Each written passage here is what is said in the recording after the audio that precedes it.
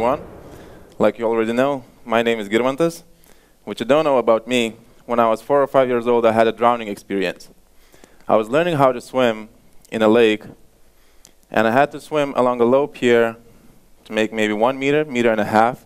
There was a windsurf board in front of me, and I just had to make this short distance, yet I went straight down to the bottom. To this day, I remember going underwater, some weeds around me, small fish swimming by, windsurfing board ahead, also sun glare, someone jumping after me and pulling me out. It wasn't really dangerous or anything. It happened within a few seconds. I didn't lose consciousness. I didn't drink too much water. Yet it was quite terrifying to realize how quickly things can change in the water, how quickly you can lose control and lose your ground. If anybody told me back then that I would spend most of my life in and around the water, I would have never believed it. Yet this is the first picture of me surfing just a couple of years later. In the early 90s, nobody believed that there's surfing in Lithuania or in the Baltic Sea. You can imagine Lithuania just regained independency, and Western culture was still quite alien to us. We didn't have even the right equipment. I was riding a windsurfing board just without a sail. I remember coming back to school after the summer and writing an essay, how I surfed during the summer. Nobody believed it. Even the teacher was laughing at me. Luckily, I had the picture to prove them wrong, so I didn't get a bad grade. However, this addiction to catch another wave has literally shaped me as a person. I kept coming back for more, and I still am.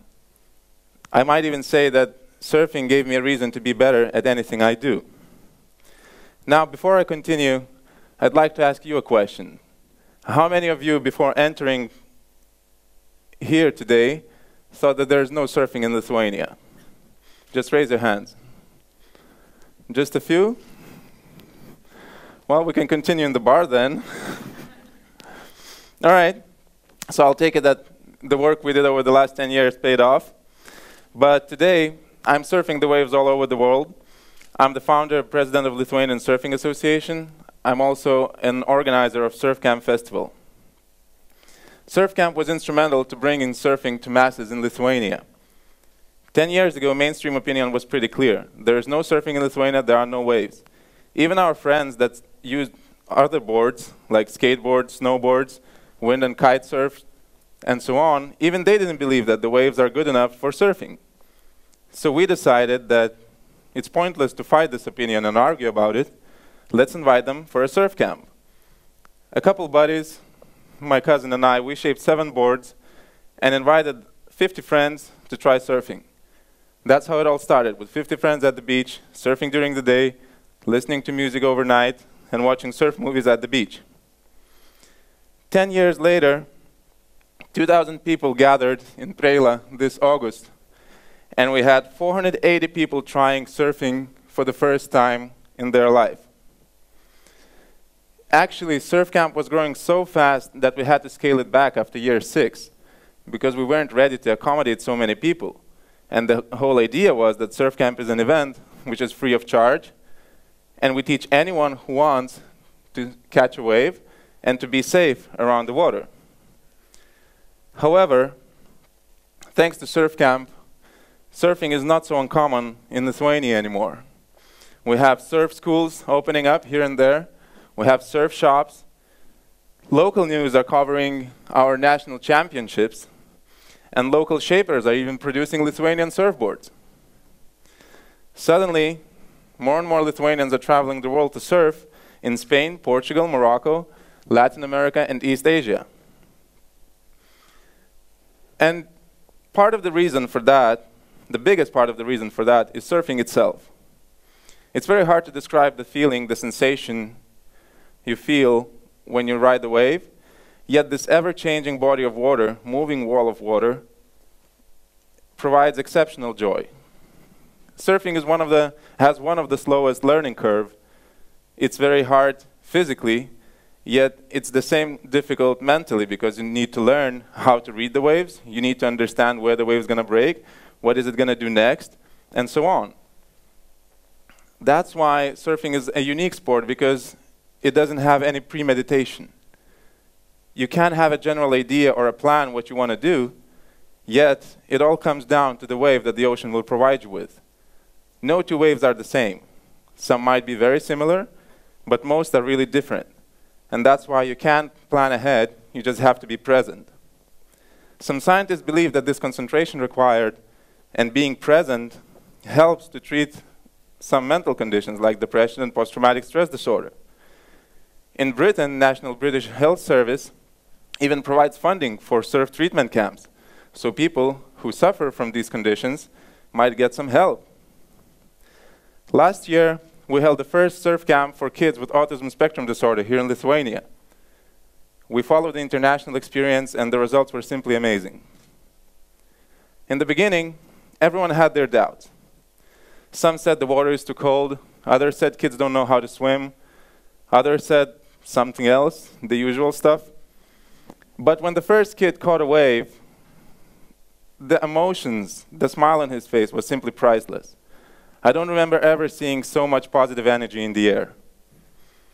And then everybody wanted to do that. We had a hard time to bring them out of the water. They were all late for lunch.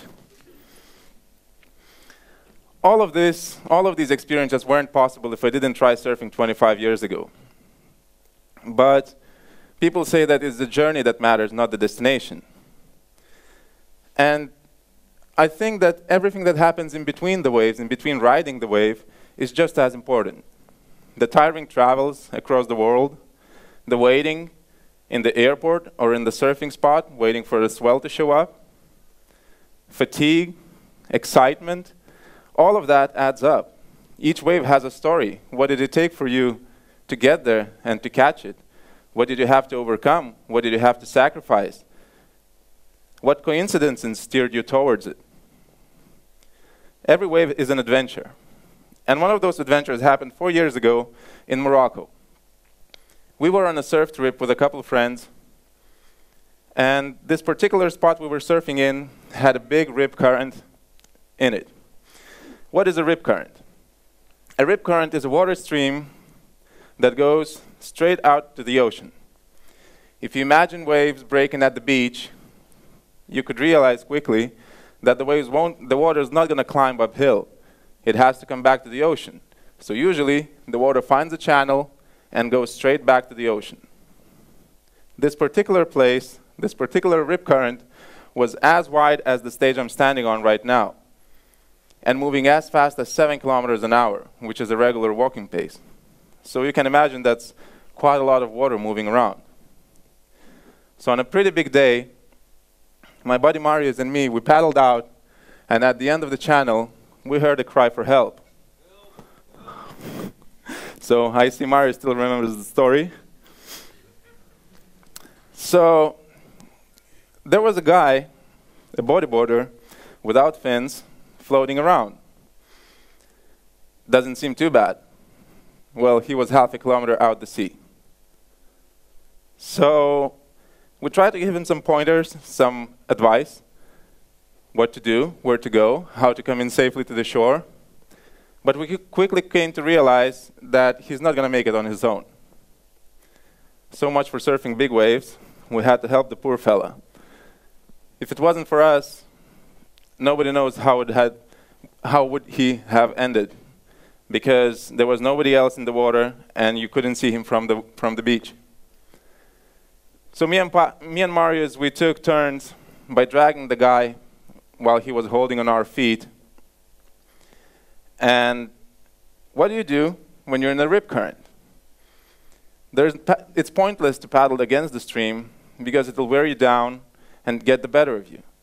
The only way to escape the stream is to go perpendicular to the stream far enough so it doesn't affect you anymore, and only then you can come back to the shore. On one side, we had a rocky point. On the other side, there was 3 kilometers of sandy beach. It was clear that we're going to go to the south for at least 1 kilometer, so we're far enough from the current, and then we can come back to safety. When we reached the beach break, we didn't want to endanger ourselves and stopped for a minute to explain to the guy how we're going to proceed next. Having 2 boards, board leashes, a clueless beachgoer with us meant danger. Once the real threat presents itself, you couldn't really expect what he was going to do, and we didn't really want to entangle ourselves with him. This proved to be a crucial mistake because a feeder current took us back another half a kilometer in 3 minutes. So we had to start over again halfway back. After some time, a local school owner paddled out on a big board, on a long board, so it was easier for him to help us, and it was more efficient to drag the pool fella in. And according to my GPS watch, it took us 1 hour and 3 kilometers of paddling until we finally got him to safety. He was in shock, perhaps hypothermic, and medics took over once on the beach. If this whole experience taught me one thing, you have to be aware. If you're around the water, you have to be present, you have to be aware, you have to know what's happening. This lost concentration for a couple minutes did cost us another 20 minutes of paddling. In other cases, in other instances, the cost might be much higher. But then, let's step out of the water. How aware are we in our everyday life? How many of you felt that sometimes the life is carrying you like a current, like you're not controlling your everyday life? You go to work you hate, because everybody does. You took a mortgage on your house or apartment, because everybody does. You do things you have to, but not the things you want to. It's pointless to fight the stream, and if you want to go somewhere, you'll have to find the way around. So if you stop and look around and define what is happening to you, only then you can understand where you're being taken. Only then you can determine your next goal, where you want to go, define the obstacles, and find the way around. And if we reflect on my childhood experience, I drowned not because I didn't know how to swim. Everybody in this auditorium knows how to swim, or at least how to float in the water. That's in our body. We can float. I drowned because I didn't even try. So that's what people do when they lose ground. They try to reach for the bottom, and usually they reach the bottom, but not in the way they want to. So my tip for all of you, if you suddenly lose your ground and start drowning, just stick your head up and swim to safety. Thank you.